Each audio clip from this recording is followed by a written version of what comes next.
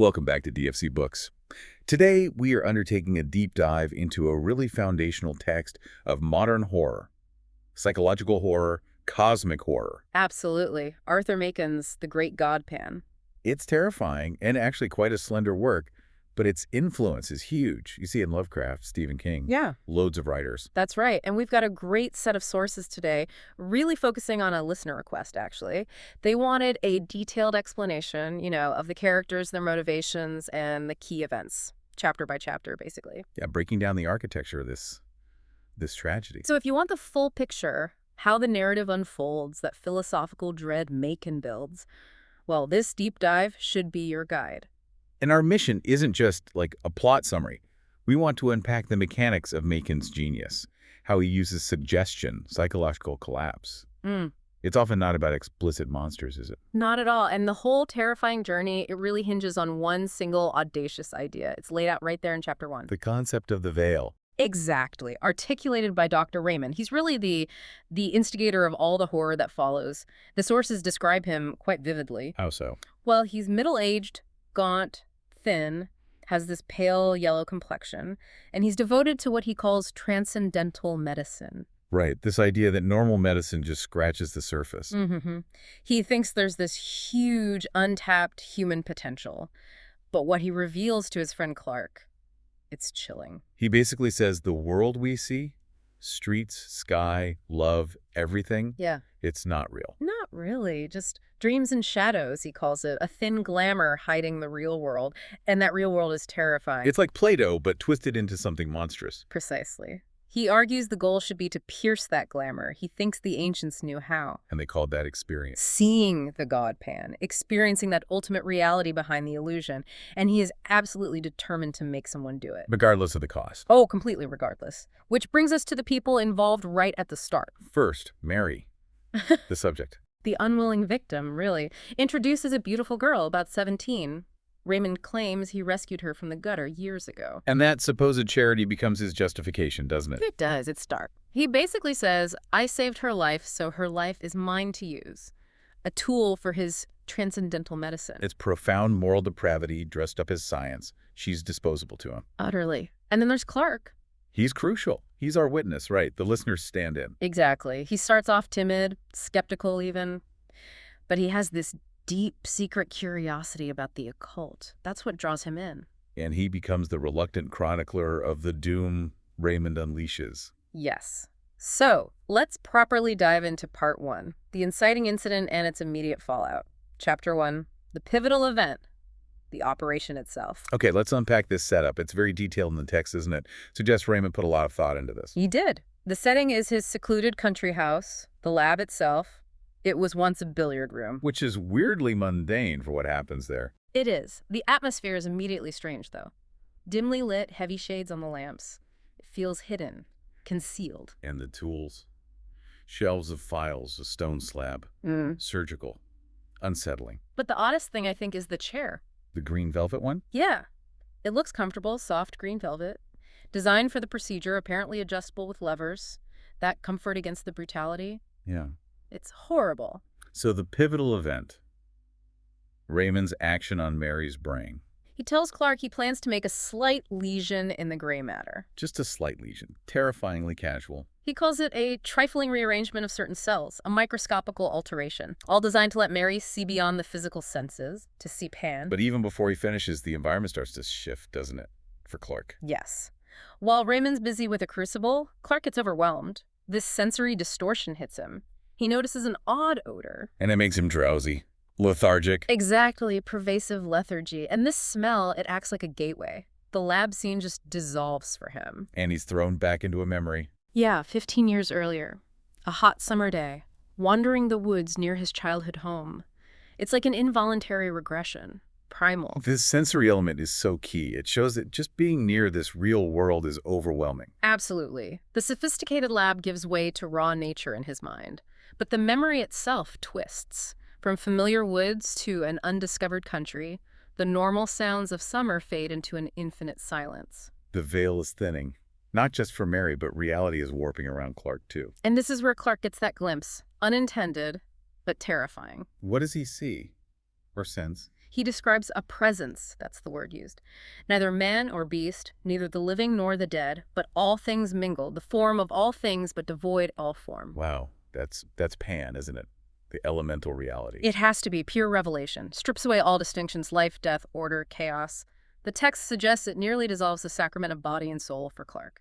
He's shaken, but physically okay. Unlike Mary. Unlike Mary, the physical horror is all hers. Raymond gives her something from a green file. She submits, closes her eyes. Then the surgery happens. Silence follows. Just the ticking of an old clock. Heavy, judgmental. And when she wakes up? The transition is instantaneous, brutal. Her eyes open, shining with this awful light, looking far away. At first, Clarke says, "It's a great wonder." She saw it. Raymond succeeded. She saw it. Goal achieved. But that wonder, it lasts maybe a second. Then what? Then the most awful terror. Muscles convulsing hideously. She falls to the floor, shrieking. The text emphasizes it wasn't just physical. It was her soul struggling, shuddering inside the house of flesh, completely overwhelmed by what she'd seen. Utterly broken. And the outcome. 3 days later, Clarke finds her. Yeah. How is she? Just rolling her head side to side, grinning vacantly. An idiot. And Raymond, his reaction. Clinically detached. The source says he was still quite cool. He just confirms it. She is a hopeless idiot. However, it could not be helped. And after all, she has seen the great God Pan. That line, it just defines his psychopathic detachment, doesn't it? Completely. He destroyed her mind, and he sees it as a win. A justified victory for his science. The initial tragedy is complete. But, as we're about to see, the consequences. They're just starting. Breaking the natural order has ripples. Huge ripples. Which brings us to part 2, chapter 2. The horror starts to propagate, and we meet the real evil figure. Helen Vaughn. The focus shifts back to Clarke first, though. He can't shake what he saw, can he? No, he tries to cling to ordinary life, the commonplace. But that wide-eyed inquisitiveness about the occult pulls him back in. He starts collecting morbid stories, newspaper clippings, stuff like that. Compiling them into a book. A volume he grimly titles Memoirs to Prove the Existence of the Devil. It's quite a statement. And this volume contains the first history we get of Helen Vaughn. That's right. Told to Clarke by a friend, Dr. Phillips. Helen Beav, introduced as an orphan, adopted by a wealthy relative. Striking looks, pale olive skin, strong foreign features. And crucially, her upbringing. Where was she sent? At age 12, she was sent to live on a remote Welsh farm, Carmine, near a big, picturesque forest. And her guardian gave her unusual freedom. To just roam alone. Which is where the horror begins. Exactly. That freedom leads straight to the first major incident. Involves a local boy, Trevor W. He's 7. Helen's about 13. What happens to him? He's out looking for flowers in the woods, falls asleep. He's woken up by this weird, unnatural singing sound. He sees Helen V. playing on the grass with a strange, naked man. Wow. He is instantly, profoundly terrified, runs screaming for his father, just crying out, "The man in the wood! The man in the wood!" And the effect on him? Lasting. Devastating. He's left nervous, anxious all the time. But then, 3 months later, something triggers the terror again, violently. What triggers it? He sees an old Roman stone head built into a wall in someone's study. Archaeologists later identified it as a faun or a satyr. Pan. Or a related figure. Exactly. Half human, half goat. Seeing this representation of the ancient horror sends Trevor into a catastrophic fit. Violent hysteria. And the outcome for him? Same as Mary, basically. Total collapse. He ends up suffering from weakness of intellect, becomes imbecilic. Dr. Phillips, who told Clarke the story, believed that Stonehead was the most vivid presentment of intense evil he'd ever seen. It's psychological again. Spiritual, it destroys the mind. And it links everything perfectly. Seeing Pan, which Raymond induced in Mary, seems to just happen around Helen, and the result is the same. Imbecility, loss of reason. But Helen's corruption doesn't stop there, does it? No. 6 years later, Helen's 18 now. She forms this really intense friendship with a local girl, Rachel M., a farmer's daughter. And this isn't about seeing something terrible, is it? It's different. It's more like a slow poisoning. Spiritual. After going on forest excursions with Helen, Rachel starts acting strangely. Yep. She becomes languid and dreamy, different from herself, physically there, but spiritually absent, drifting. And the climax of that story? It's terrifyingly brief. Rachel's mother finds her weeping one evening. Rachel just asks, "Oh, mother, why did you let me go to the forest with Helen?" begging to be pulled back from whatever she experienced out there. I don't know. The account Clarke has breaks off. But Dr. Phillips finishes the story. Rachel subsequently disappears. Mysteriously. In broad Big no. sunlight. Go on. Vanished. No body, no explanation. It speaks to the power Helen has over reality itself. The casual way she leaves destruction behind, that's the horror. She doesn't need to kill conventionally. Her presence corrupts, destroys sanity, makes people cease to exist in the normal order. Yeah. And Clarke gets the implications. At the end of this section in his memoirs, he puts this Latin inscription. What is it? Et diabolus incarnate est, et homo factus est. And the devil was made incarnate and was made man. Wow, that's provocative. Yeah. Hugely. Why link a pagan nature horror to Christian theology? Clarke is raising the stakes. He's saying this isn't just some local legend, a faun in the woods. This is ultimate evil, capital E, taken human form. A blasphemous reversal.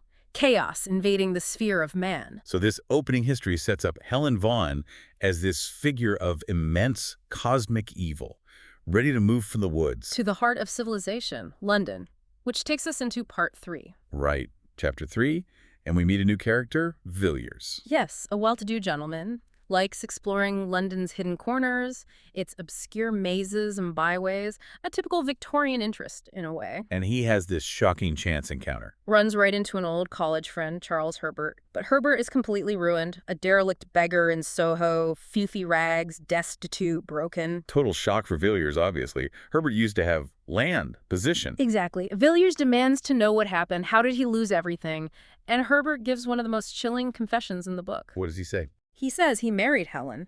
She was using the name Helen Vaughn then. Described her as having most wonderful and most strange beauty. He met her in society. She claimed to be an orphan. Yes, he was captivated. But the marriage itself, immediately disastrous. Herbert confesses that she, and he actually hesitates to call her a woman, and she corrupted my soul. Corrupted his soul, not just took his money. That's the crucial thing. She did take his money, sold his land, vanished with it all. But the real damage was spiritual. He says he sat listening to her talk about things he would not dare whisper in the blackest night. He saw things. He saw the incredible, such horrors. He questions if a human mind can even witness that stuff and survive. It implies she exposed him to her reality, behind the veil. And that exposure ruined him. Utterly. Within a year, body and soul, she left him haunted. He tells Villiers, I'm a man who has seen hell, and warns him that hearing more would mean Villiers would never know another happy day. That's spiritual death. It mirrors Mary and Trevor W., doesn't it? Exactly the same pattern. Association with Helen leads to catastrophic, irreversible damage, mental, spiritual collapse. And that link gets even stronger in the next chapter, chapter 4, the discovery in Paul Street. Right. Villiers is still reeling from Herbert's story. He talks to his friend Austin, who knows London's darker side well. And Austin immediately connects the name Charles Herbert to a horrifying unsolved mystery from 3 years before, the Paul Street case. What was that? It involved a respectable gentleman, identified only as Mr. Blank, found dead near number 20 Paul Street, a house that was occupied at the time by Mr. and Mrs. Charles Herbert. Helen. Exactly. And the police were completely stumped. Why? No obvious cause of death? None. No robbery, no signs of violence, no poison found. The man just died. But the doctor eventually gave a diagnosis. Which was? More terrifying than any crime. He said the man died of fright, of sheer awful terror. Died of fright. Yes. His face was found hideously contorted, frozen in ultimate dread. It elevates the horror, doesn't it? She doesn't need a weapon. Her presence, whatever she showed him, was lethal. The cause of death was metaphysical. Austin adds more details, too, right, about the house. Yeah. Number 20 itself was considered queer. Neighbors said it was in very bad odor. And Mrs. Herbert Helen, those who saw her at the police court, described her paradoxically as at once the most beautiful woman and the most repulsive they had ever set eyes on. That paradox perfectly reflects her nature, not quite human. So Villiers decides to investigate the house himself. He does. Visits the now empty place, notes the heavy, strange air inside, a lingering dread. He says the worst room on the first floor feels full of horror, like imminent death just standing there. And it's in that room he finds something. The key physical link. Sifting through old papers, he finds a pen and ink sketch, a woman's head, and on the back, the name Helen. The portrait. That connects the past horror to the present investigation. And when Villiers shows this portrait to Clarke, the reaction is intense. Not just recognition. No, it's violent, physical confirmation. Clarke groans, falls back, drops the sketch, needs wine to recover. It's like the image physically hurts him. Because it reminds him of. Mary. He sees the horrific resemblance to the girl who became an idiot. He feels this immense radiating evil from the sketch. It brings back the lab, Raymond's voice saying, "Mary will see the godpan," the terror on Mary's face. He knows instantly this woman is the result of Raymond's crime. This shared knowledge, this terror, it pushes Clarke to act, doesn't it? It forces him into a state of total fear, which leads us straight into part 4. Helen's destruction continues, now in high society. Chapter 5 starts with Clarke's reaction, right? Sending that letter. Yes, his visceral reaction to the portrait. He sends Villiers an urgent warning. Burn the portrait immediately. Abandon the whole investigation. Drop it. Why? What does he say? He compares Villiers to a traveler who's peered over an abyss and recoiled in terror. Clarke himself is resolved to explore no whit farther. He warns of depths and horrors more frightful still. It confirms for Villiers this isn't just a crime story. It's supernatural. Needs spiritual caution. But while Villiers is processing this warning, the narrative shifts. We find out Helen's still active, under a new identity. Villiers and Austen are discussing London society, and this new figure emerges. A wealthy socialite, Mrs. Beaumont, living lavishly in Ashley Street, making waves. And there are these weird anecdotes about her hinting she's not normal. Exactly. Like when Lord Argentine asks about her claret, how old is it? And she replies completely seriously, about 1,000 years, I believe. Offers to show him the jar. 1,000 years. It hints at this eternal pre-human perspective hiding under the modern glamour. She's impossibly old. Cosmically old. And the socialite phase, it's marked by the pivotal event of Chapter 6, which is truly terrifying. The suicide. This sudden epidemic.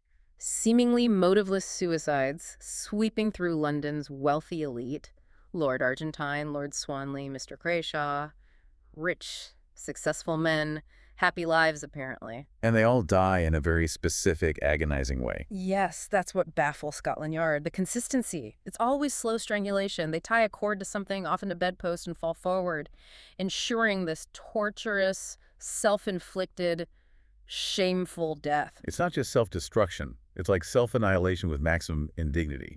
Suggests some kind of spiritual torture came first. It's like an infectious madness. Rational explanations fail. It's Machen showing how easily that civilized veneer breaks when faced with pure chaos. And the connection between the suicides and Mrs. Beaumont. It's confirmed quickly. Horrifically so. Austen reveals Lord Argentine dined at Mrs. Beaumont's house the night before he died. And Villiers has his own observation that links another victim. Yes. He saw Mr. Crashaw, another suicide, leaving Mrs. Beaumont's house very late, 2 in the morning. But again, it's not just seeing him leave, it's the look on his face. That's the real horror. Villiers describes it as such an infernal medley of passion, glared out of any human eyes. A face showing furious lust and hate that was like fire, and the loss of all hope and horror. He says he looked into the eyes of a lost soul. A man already spiritually dead. The outward form was there, but all hell was within it. Whatever entertainment Mrs. Beaumont provided, it was a lethal dose of that pan-reality. It annihilated their will to live, forced them into self-murder. So the implication is clear. Mrs. Beaumont, Helen, is systematically destroying the spiritual fabric of London's elite. Just like she destroyed Herbert, she's the conduit for the abyss Raymond opened. That terrifying realization pushes Villiers. He decides conventional methods won't work, which leads us into Part V, the final confrontation and the synthesis. He needs to take direct action. Grim determination now, Chapter 7. Villiers knows the police can't stop this elemental force. He starts tracking the horror back to its roots. Where does he look? London's Queer Street, the lowest, vilest parts of Soho. His logic is interesting. If the corruption shows up at the top, in high society, maybe it originates at the bottom in sheer depravity. And his inquiries lead him to someone. A mysterious woman known as Miss Raymond. Raymond, that name choice can't be accidental. Surely not. This Miss Raymond appears and disappears in the lowest dives, involved in nameless infamies.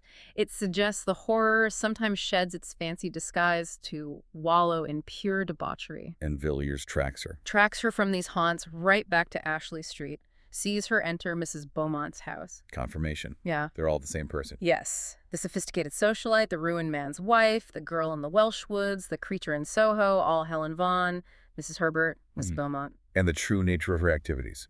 It's confirmed by a manuscript. A terrifying manuscript Villiers gets hold of. It details the entertainment Mrs. Beaumont provided for her choicer guests. Austen just glances at it. And reacts badly.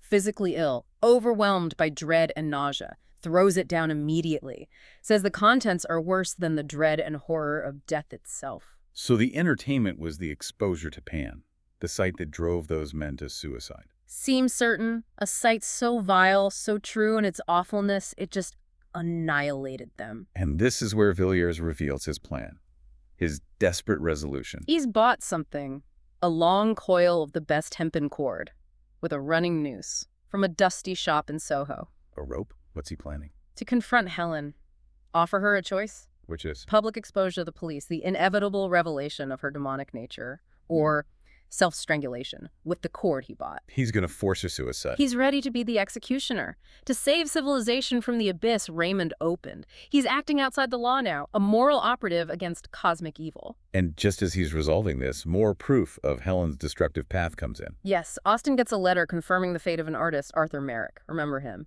His disturbing drawings were mentioned earlier. Fawns, satyrs, Aegipans. Right. The implication was they documented Helen's entertainment. Well, a Dr. Harding from Buenos Aires reports Merrick died there, cause of death, utter collapse of the whole system after associating with... Mrs. Vaughn. Exactly. The pattern holds. Exposure leads to total ruin. Physical, mental, spiritual collapse. Which brings us right to the end, Chapter 8, the fragments, the critical synthesis, the resolution. We get these hastily written notes in Latin from Dr. Robert Matheson, the physician called to the scene of Helen's death. Okay, so Helen does die, we assume because of Villiers' confrontation. The sources don't show the exact moment of pressure, but yes, that's the strong implication. These notes are dated July 25, 1888. Matheson describes the immediate aftermath. He even swore an oath of secrecy. The details were so abominable. Checks his own pulse, questions his sanity while writing. And the description of her death. Yeah. It's famous, isn't it? One of the most shocking things in horror literature. Absolutely. He describes her body starting to melt and dissolve, not from outside force, but from some powerful internal force. What does he see? He sees the body waver from sex to sex, suggesting the entity within was male, female, neither, both. And then it descends the evolutionary ladder, backwards, to the beasts. The human form, the glamour, is being evacuated. Literally dissolving. Yes. The flesh becomes shapeless, elemental, a substance as jelly, reverting to a pre-human amorphous state. But just before the final collapse. It briefly assumes a horrible, unspeakable symbol, the symbol of the god Pan. Matheson writes, the principle of life always remained while the outward form changed. It's the ultimate proof. The entity was forcing its way out of the human vessel, destroying the vessel as it went. So the horror retreats. Under pressure, it runs backwards through evolutionary history, sheds the human form, and dissolves back into whatever it was. The human form couldn't hold it anymore. Too confining, maybe too damaged. And then finally Clarke's closing letter to Raymond, tying it all together. Yes. The final horrifying secrets, known only to them. Clarke notes that during Helen's final moments, Mary's eyes seemed to look out at him, confirming that resemblance from the portrait. He challenges Raymond for the last piece. And Raymond confesses his ultimate guilt, the final revelation, delivered 9 months after the initial experiment. Helen Vaughn was Mary's daughter. Oh, God. The full horror of Raymond's act. He didn't just show Mary Pan, he broke open the door of the House of Life. He allowed a non-human entity to enter in. Mary's flesh became the veil of a horror one dare not express. Helen, the human-born horror, the semi-divine monster, was the direct result of his experiment. A monstrous birth. And Clarke links this back to the very beginning, to Wales. His letter mentions an archaeological find near Carmarthen, a Roman pillar. Dedicated to? To the great god Nodens, on account of the marriage which he saw beneath the shade. Nodens, who's that? Often identified with the god of the great deep or abyss, a Roman equivalent of this primordial elemental Pan. So that connects to the scene Trevor saw. Helen and the strange naked man in the woods. Directly. The Romans saw a marriage in the wood. Trevor saw Helen with the men. Helen Vaughn was the monstrous offspring of that union, a cosmic marriage between the human vessel, perhaps already tainted, and the ancient god. So let's try and synthesize this whole terrifying path. Okay. Raymond's scientific hubris violates Mary, mind and body, opens the door. Mary then births the horror. Helen, a creature part human, part something else. Who then corrupts, ruins, kills, destroys souls through exposure to terror. Until finally confronted. Yeah. And the horror is forced to retreat, dissolving the human form at war. So the essential knowledge, the big takeaway, is Helen's true nature. She wasn't just a wicked person or a serial killer. She was a vessel for Mhm. elemental, cosmic evil Pan, Nodens manifested in human flesh. Interactions. In Wales and London, they were just the inevitable result of that non-human entity interacting with and breaking human civilization. It proves Machen's point from the start, doesn't it? Our perceived reality, the physical world, it's fragile, arbitrary. Scratch the surface, surgically alter it like Raymond did, and these huge primal forces flood in, destroying everything, mind, body, soul. The horror is realizing that the ultimate truth might just be annihilating, that humanity is just this thin shell over chaos. Raymond wanted truth, and by getting it, he unleashed a truth that destroyed hundreds, a terrifying lesson in overreach.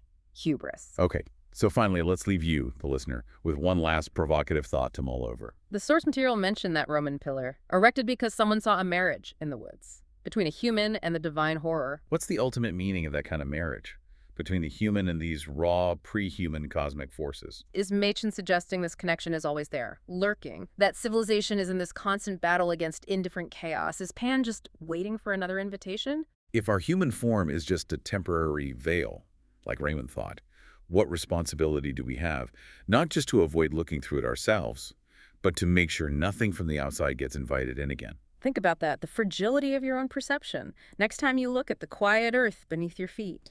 A truly dark conclusion. Oh, But yeah, right at the heart of this incredible work. thank you for joining us for this deep dive into the great God Pan.